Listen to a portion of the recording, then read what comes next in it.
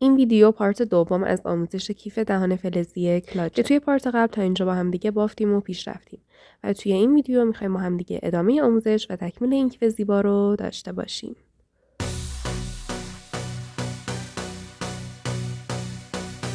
خیلی خوب بچه، الان در ادامه بافت من میخوام کف این کیفم رو ببافم.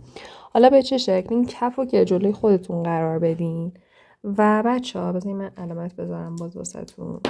همین شکلی که من جلوی خودم قرار دادم شما هم قرار بدین و بچه ها این مهره و این مهره که این شکلی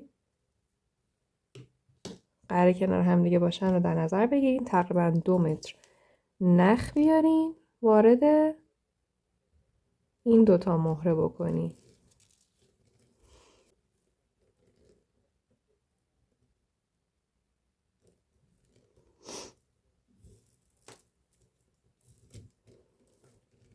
به این شکل بچه ها. حالا اینجا باید چی کار کنین؟ بذارین من اینوریش کنم. حالا اینجا بچه ها در ادامه 2 تا دونه مهره بردارین و نگاه کنین. الان یه سرنخ دارین به سمت داخل بافت، خب یه نخ دارین به سمت بیرون. این دوتا رو بندازین داخل این بیرونیه، داخل این و ببافین.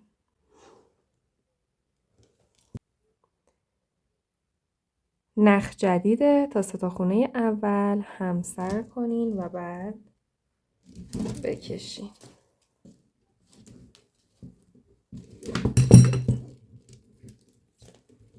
میبینید؟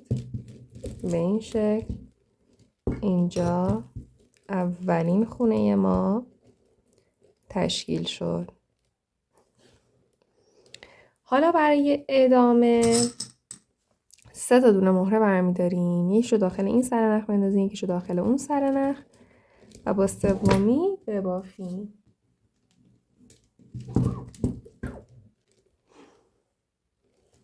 سومی رو بندازین داخل یه سرنختون، فرقی نداره کدوم، و با سر دیگه این نخ ببافین.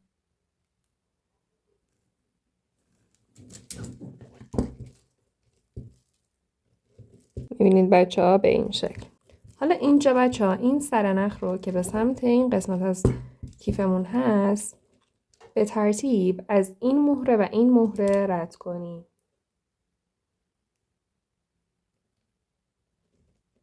از 2 تا دونه مهره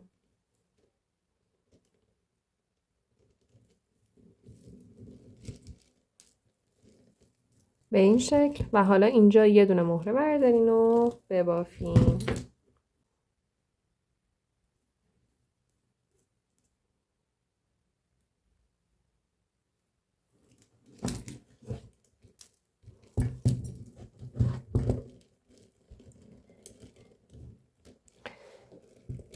خیلی خوب بچه ها به این شکل. از این به بعد این که از ردیف اول، از این به بعد وارد یک روتین میخوایم بشیم که یعنی روتین این ردیفی که الان جدید میخوایم ببافیم رو در نظر بگیرین که قراره هی ادامهش بدیم. به این شکل بچه ها که الان ببینین ما داخل این مهره هستیم دیگه، این گوشه ایم.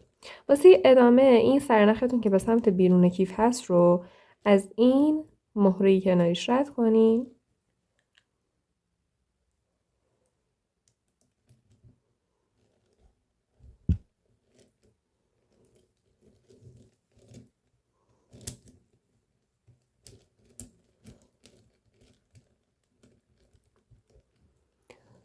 به این شکل. حالا اینجا 2 تا دونه مهره بردارین و هر 2 تا رو بندازین داخل این سرنخ و ببافین.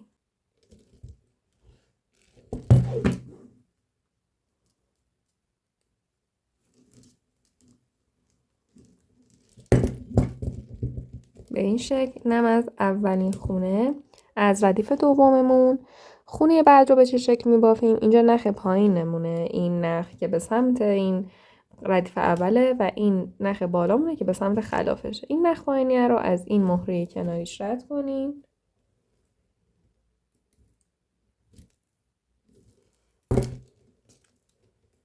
به این شکل.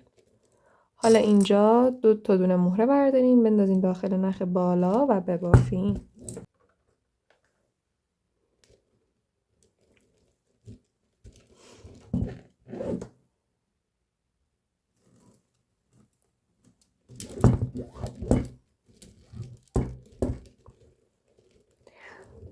به این شکل ما از دومی خونه آخر از این ردیف رو نخ پایین رو بچه‌ها علاوه بر این مهره کناریش از این مهره هم رد کنید. در مجموع از 2 تا دونه مهره.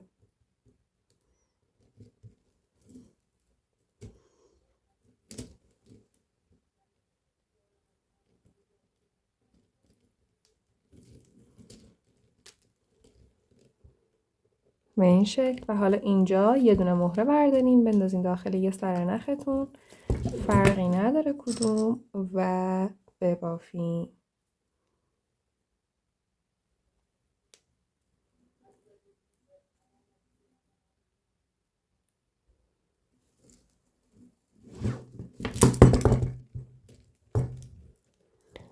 به این شکل هم از دومین ردیف. حالا بچه‌ها روتین همین ردیف رو هی تکرار کنین، ببافین تا اینکه برسین به تیکه آخر از کفتون. من اینجا میبینمتون.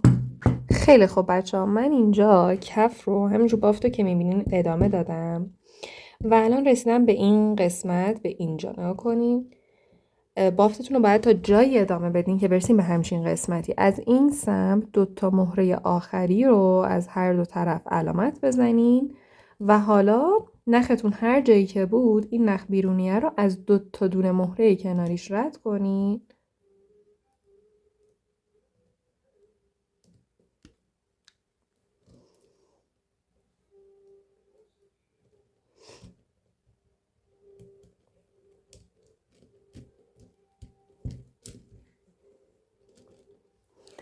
به این شکل اینجا یه دونه مهره بندازین داخل یه سکه از سرای نختون رو ببافین.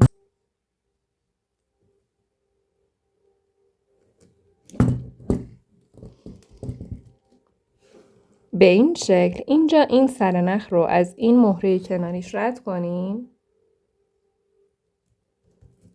2 تا دونه مهره برمیدارم میندازم داخل این یکی از سر نخام و میبافم.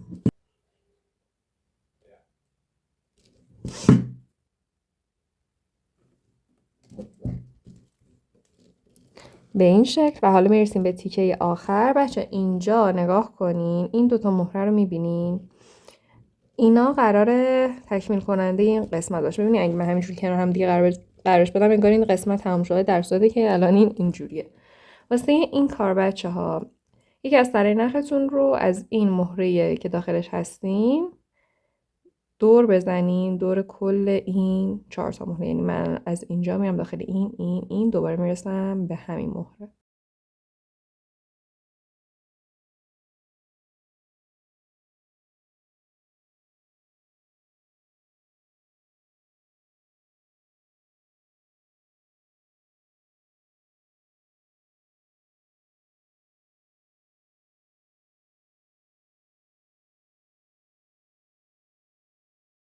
اینجا تقریبا این اتفاق افتاد. حالا اون یکی سر نخ رو هم از همین چند تا دونه مهره این خونه 4 تا دونه مهرهش رد کنین و بعد بین کل کار رد کنین تا این قسمت باز نشه و محکم بشه و بیاین که با هم دیگه ادامه بدیم. خب بچه‌ها من این کف رو کامل نخم رو رد کردم، اضافیش رو بریدم و بچه‌ها حالا میرسیم به این گوشه ها که وصلشون کنیم. من یک سمت رو وصل کردم همینجوری که میبینین. حالا بیاین این سمت رو با هم دیگه وصل کنیم.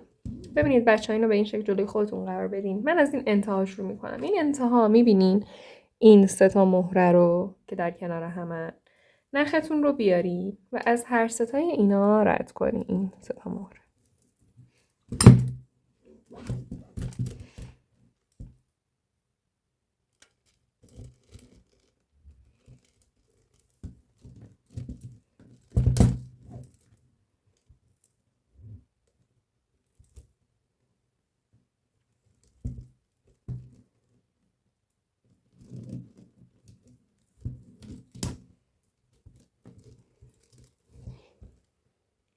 به این شکل و حالا اینجا یه دونه مهره برمیدارین و میبافین. میندازین داخل یه سر نختون فرقی نداره کدومو میبافین.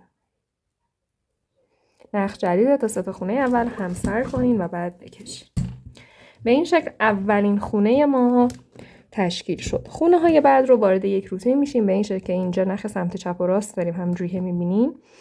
هر دوتا این مهرها رو از مهرهای هر دوتا این نخرا رو از مهرهای کناریشون رد کنیم.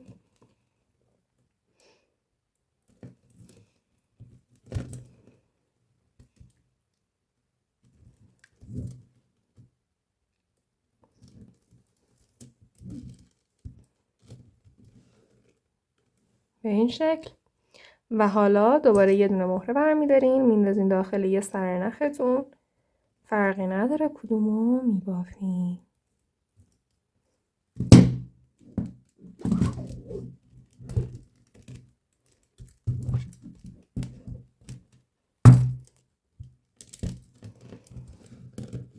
به این شکل. اینم از دومی خونه. خونه های بعد رو با همین روتین میبافین. نخ سمت چپ و راست رو از مهرهای کناریشون رد میکنین و با یه مهره بافت میزنین. من ادامه میدم، آخر کار میام بهتون بگم که چیکار کنین. خیلی خوب بچه‌ها، من بافتم رو ادامه دادم. همونجوری که میبینین الان اینجا این پنجمین خونه اینجا رو هم بافتم و الان میرسم به این قسمت که بچه ببینین اگه نخ سمت چپ و راست من رو ببینین اینجا 2 تا دونه مهره دارم که اگه رد کنم میرسم به این قسمت فلزی دهانم که میشه یه جورایی آخرین خونه. اینجا رد کنین و بافت بزنین.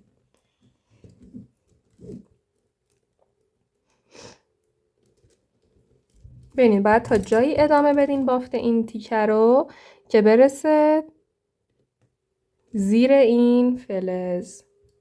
یعنی من الان نمیتونم اینو که بزنم اینو ببافم تا بهتون بگم چی دارم میگم. الان اینجا دیگه آخرین تیکه است. میبینین یه کوچولو هم بره زیرش اوکیه، ولی دیگه من الان نمیرم این دوتا رو بازم ادامه بدم. اینجا دیگه بعد باز باشه که بتونیم این در رو باز کنیم. خب حالا اینجا این دو سر نخ رو بگیرین و هر دوتا رو دوباره وارد این دوتا مهره‌ای کنین که تو داخلش بودیم. وارد این دوتا نکنین ها که یه اتصالی حالا اینجا هم اتفاق بیفته. رد کنین.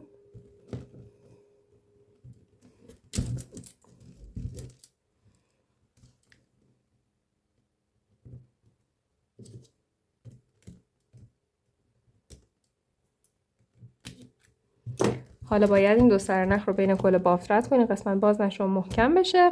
اون سمت رو هم همین منوال ببافین و خیلی خوب بچه‌ها، به این شکل من نخم رو رد کردم، اضافیش رو بریدم و اینم از نتیجه که این شکلی باز میشه و میتونین استفاده کنین. بچه حالا اینجا میتونین به اینا زنجیری دستی 3 بعدی که آموزشش رو میتونین از اینجا ببینین طبق سلیقه خودتون ببافین، اضافه کنین به این گیف. من میخوام همین شکلی فقط بگیرم دستم حالت کلاچ تور.